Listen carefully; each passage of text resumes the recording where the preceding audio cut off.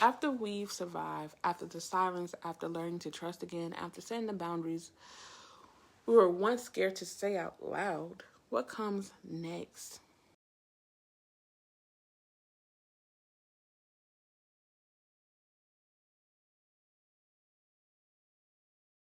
Next, softness. And I'll be real with you, this is the part I don't know how to do, but I am learning because I was taught that strength meant hardness. That survival meant always being ready. That love, especially for myself, had to be earned through performance. And I'll be honest, this is the part I am at. I'm somewhere in between learning boundaries and learning softness. I know how to protect myself now, but I'm still figuring out how to nurture myself too. How to rest without feeling guilty. How to receive without shrinking myself. But here's the hard thing that I'm learning. Softness is not the opposite of strength. Softness is what heals strength. You don't have to hustle for your worth here. You can just be. I can't think of the last time I allowed myself to be soft, and this is why I'm struggling with it, because I've been in survival mode. Let me just say that I just realized I was in survival mode maybe like 2 or 3 months ago, and me and my therapist was talking. He was just like, that's survival mode, and I'm just like, what the fuck?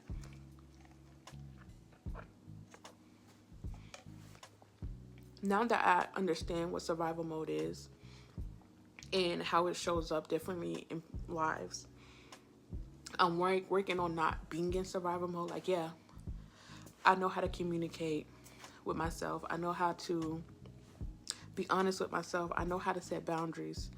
But now it's like being soft and just allowing myself to be, and I don't know how to fully do that yet. Like, I understand the concept, but fully taking on the concept when I've been surviving for so long, I have never been able to be soft. Even when dating, I was in survival mode. I had to always be strong and be going, be willing, be pushing, be encouraging, be the person that always pours, and barely got anything in return. When I do stuff now, like yesterday, I don't even know if I consider this being soft or not, but yesterday, I was like, I need to work on my website. I need to add this, finish the touches, but I'm dog ass tired. And I was just like, you know what? I'm not finna work on my website because I've been working on my website, working on my business all fucking week. I'm laying in this bed and taking a nap. I don't like taking day naps because I'm just like, I'm wasting time. I could be doing something. And plus, I'm not going to get no sleep at night. But I'm just like, you know what? Take a nap and I'm enjoy this nap. And I did enjoy that nap. I slept for like 3 hours. But I don't know if I would consider that being soft or doing something I normally wouldn't do because I'm so used to just pushing myself, keep going, don't stop. Regardless of what happened, you don't stop. But I just like, my body needs a moment of rest. So I allowed my body to rest. And I normally wouldn't do that. And normally if I would try to do that, I would wake up and would feel so guilty. But yesterday, I did wake up feeling a little guilty. I'm just like, damn, I missed so much time. But then I had to quickly bring myself back to like, how did I feel before this? Before this nap, I was falling asleep while typing on my computer, trying to push myself to work when I'm dog ass tired. Do I want to put half-ass work into my shit, or do I want to be energized and put full work into my stuff? So I had to take that in consideration, and when I'm trying to like be understanding with myself and allowing myself to have those vulnerable moments, like I'm tired, I'm sleepy, instead of me like I'm strong and I need to keep going, like fuck the sleep, let me keep working. No, my body's tired, let me get some rest. Being strong used to feel like being powerful, like you can get through anything, you can't overcome anything. But like lately, as I'm on this journey and I'm shifting and going through different seasons in my life, I'm learning that strong stopped feeling like power and it started to feel like pressure. It didn't feel liberating. It didn't feel like a strength. It felt like pressure. It felt like I had to continue to be strong. Like something I had to do. It wasn't something like, I'm strong and that's it. I'm strong and I'm soft. It's just like I'm strong and I'm strong and I'm strong and I'm surviving and I'm strong and I'm strong and I'm strong and I'm surviving. And it's just like, I don't want to be strong and just only be strong and survive. I want to be strong and soft. Like me taking that nap could have made me strong. Who fucking knows? But I didn't want to feel the pressure of performing or having to show up even when I'm dog shit tired. As Black women, we're so used to being the strong one or being the strongest, we forget we're never meant to carry it all. And if we're being honest, hardness was protection. It kept us safe in a world that didn't always hold us gently, a world that did not hold space for us. But now, that protection can become a prison, especially for myself. So I want to ask you something. What version of you did you build to survive? And what would it look like to lay her down for a moment? I had to learn that I didn't have to earn rest. I didn't have to explain why I needed help. I didn't have to always be okay just to be loved. Survival taught me that softness wasn't it. You can't be soft and survive. You have to show up. You have to be strong. You have to put that vulnerability, those emotions to the side and just show up and be strong, because when you're being strong and you're surviving, there's no room for crying. There's no room for breaking down. There's no room for you having a moment to regroup, because when you sit in that moment and regrouping, you done fell 5 steps behind and the world is probably 100 steps ahead of you or whatever. Me learning that has shaped my whole life of what understanding softness was. I never allowed myself to be soft, because me being soft meant emotions, and emotions meant vulnerability, and me having to sit in my emotions wasn't a thing that I could do. I could not hold that space for me, because I was surviving. I was trying to make sure the bills was paid. I was trying to make sure that my shit was taken care of, making sure that my schoolwork is taken care of, making sure that I'm taken care of. But was I really taking care of myself? I've been performing, but I really didn't pour into who I was. I wasn't holding that space of just like, be soft and be vulnerable and allow yourself to be. Like, I used to be like, you know what? I don't let nobody treat me like shit. I don't let niggas talk to me crazy. Matter of fact, I talk to niggas crazy. But then I had to sit there and look like, is that even a fucking flex? Because it's not a flex. Me talking to someone, not all men, because some men don't deserve respect. Some men you do need to walk away from, just not even give them the energy. But there'd be nice guys trying to talk to me, and I'd just be like on 10 with them, because I'm just like, what the fuck do you want? But I just had to realize, like, is that a flex, or is that me trying to protect myself from the emotions, the vulnerability? That was me performing, could have been performing and being strong. But if I would have not been mean to this person and was allowing them to give me what they was trying to give me, that meant softness. And I never really experienced softness, and it feels scary to have to let all your guards down and be trusting of people when all you've had is yourself, when you always had to show up and be your own biggest supporter, and always had to depend on yourself. And that's where I feel like another reason why I haven't dated is because me actually going after good people and allowing people to fully pour into me and nourish me means me being soft, and me being vulnerable, and me being emotional, and me being loving, and me being everything other than surviving and strong. And that's all I ever been, was surviving and strong. I never had that stuff. So when it came up for me, or when it presented itself to me, my first mind wasn't to accept it, it was to reject it. When you've gone your whole life being self-protective, receiving love can definitely feel like a threat.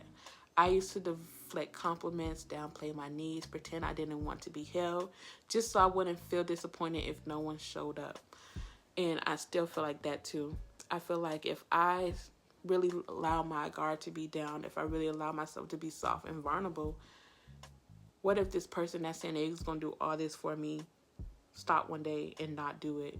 I'm going to be disappointed. So how do I beat disappointment? It's just by not allowing people to love me at all. And that's survival thinking. I'm thinking 10 steps into the future of situations that did not happen yet. But love, real love, requires you to be soft. And that starts with how you love yourself. And I'm learning how to love myself. I'm learning how to love the inner child within me.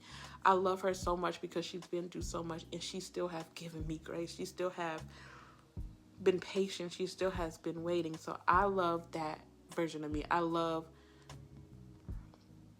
her patience. I love her fight. I love her for still going. There's another question I want to ask. Why does softness feel unsafe sometimes? Where did you learn that needing help made you weak?